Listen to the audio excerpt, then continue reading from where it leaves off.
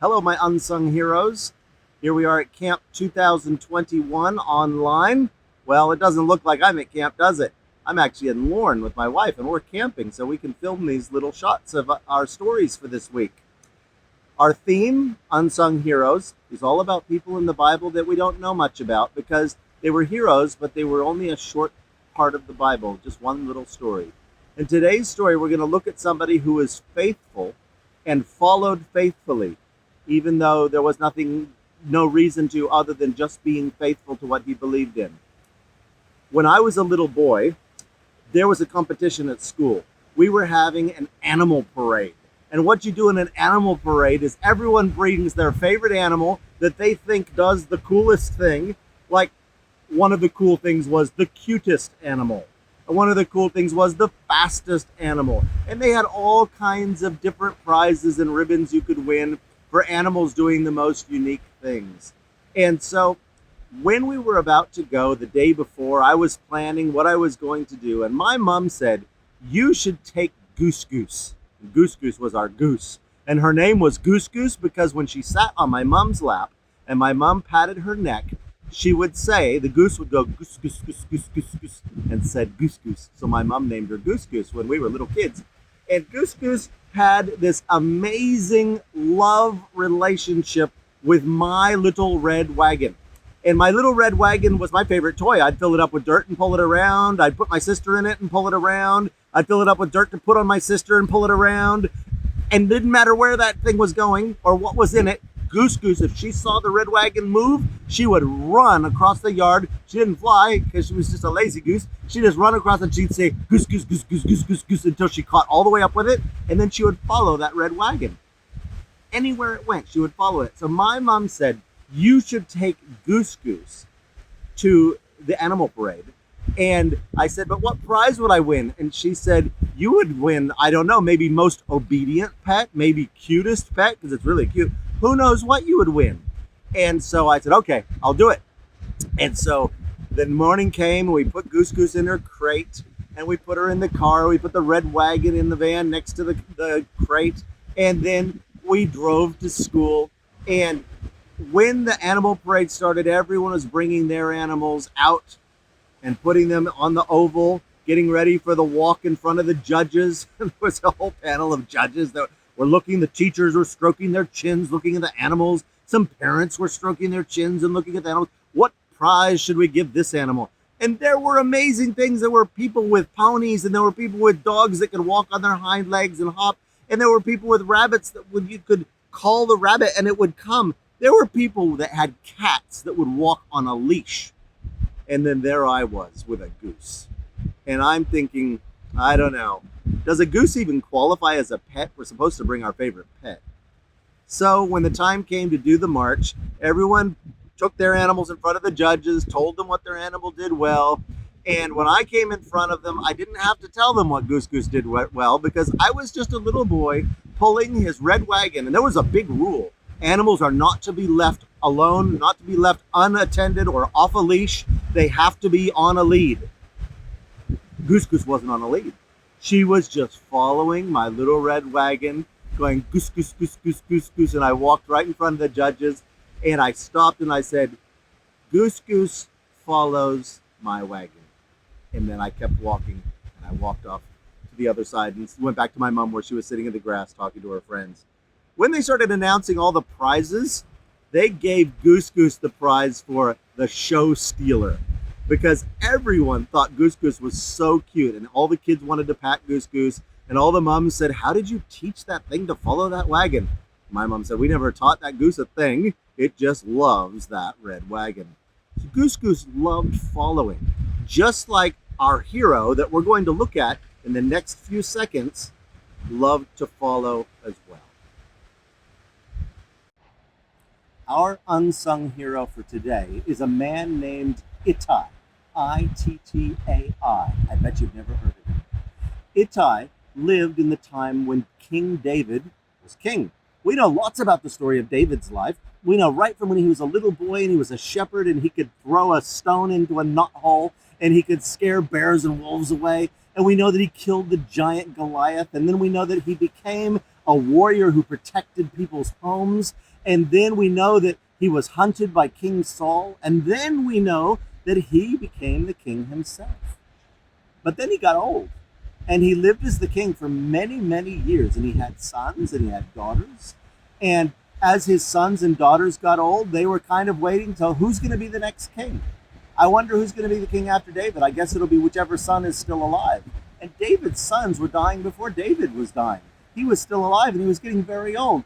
And one of his sons' names was Absalom. And Absalom was getting so tired waiting for his dad to not be king anymore that he decided he would start trying to get people to make him king, even though his dad was still king.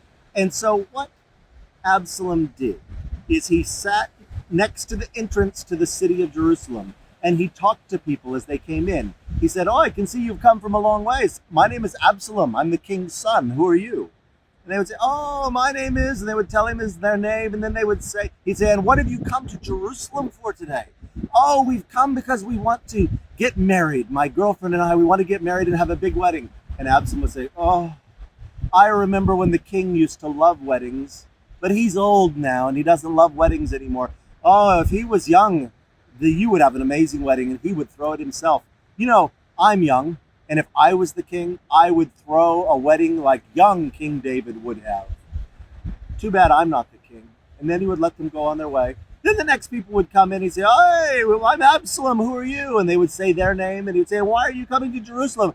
"Oh, we have some land we're trying to sell, but we're not sure how much of it we actually own. And we know the records are in the temple, in the palace, and we just need to come and look at the records." "Oh, well, if only there was someone in the palace who cared about records. You know, King David's getting old and he doesn't care about records anymore.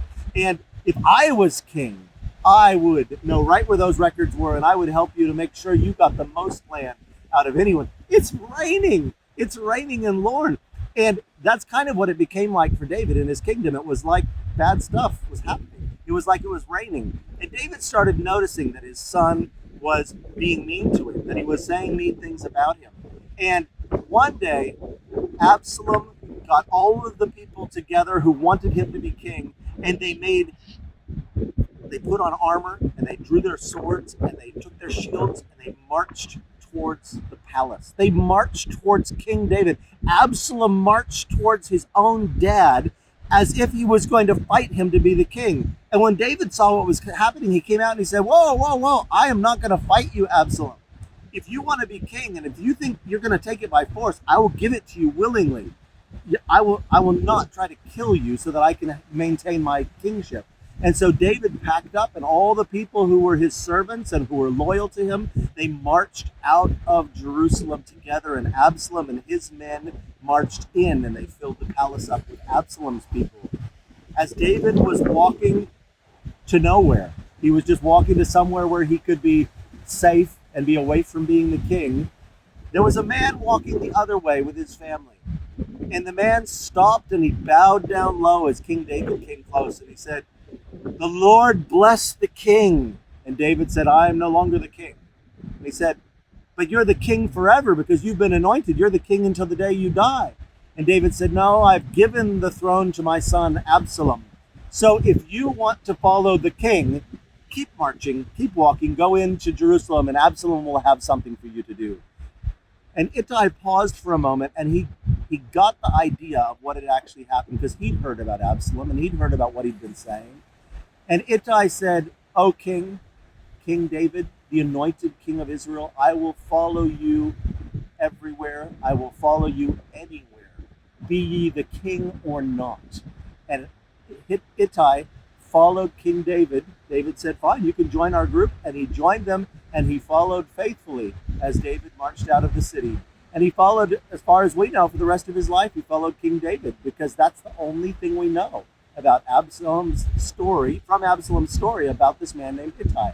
But Ittai was an unsung hero in the Bible because he followed faithfully.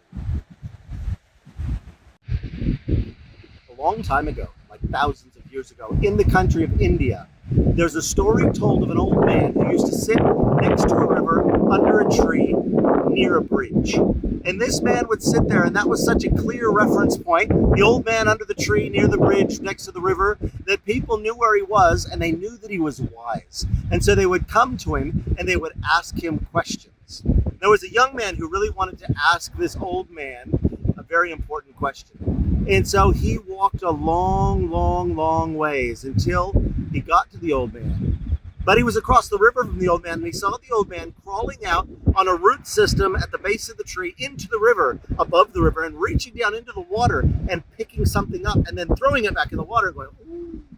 And then again reaching further down the stream and reaching in and picking it up. And then finally he saw the man reach in, and he cupped his hands over both, and he wiggled his way all the way back up to the shore, and he threw whatever it was on the ground, and then he sat back down under the tree and started rubbing his hands. The young man knew what he had done, because he knew what would happen if something struck you like that in your hand. He picked up something dangerous, something poisonous. And so the young man, as he was walking across the bridge, he was thinking, maybe this old man's not so wise. Maybe why would he pick up something dangerous like that? Why would he save it? Why would he throw it in the grass? And so as he got to the old man, he said to him, I've come to ask you a very important question, but first I want to ask you, what did you pick up in the water? He said, oh, it was a scorpion. It was swimming by, it was drowning in the water, and it would have died. And the young man said, yes, it would have died. But now you've saved the scorpion, you put it in the field where children play and where people walk. And who knows, it could sting someone, it could hurt someone just like it hurt you so bad. Didn't you know that the scorpion would hurt you and sting you in the hands? Yes, I knew that. But didn't you know that it might hurt someone else? Yes, I knew that. And he said, well, then why did you save it? It's the scorpion's nature to sting. Why did you save it? And the old man said, young man, when you're as old as me, you have decided how to live your life and what ways you will follow. And I have to tell you that knowing that the scorpion has the nature to sting does not change my nature to save. Do you see how important that lesson is for us kids? Today, as we think about following the ways that Jesus has taught us, following like little Goose Goose followed that wagon, following like Ittai followed David, even though he wasn't the king anymore. When God says that a way is the way to be, and follow me, when Jesus calls like he did to the disciples, follow me, it's not about who you are anymore. It's about the way. It's about following. It's about Jesus. It's about following the way that God has asked us to, because God's unsung heroes are followers, faithful followers. Let's bow our heads and pray together. Dear Lord, we thank you so much for this beautiful day. We thank you for the time we've had to explore your word and explore stories about being faithful followers. Help us to be your heroes too. Not to be a hero because we want to say, I'm a hero, but to be unsung heroes. Heroes that might only have a short little mention in a really amazing story like Ittai in the story of David.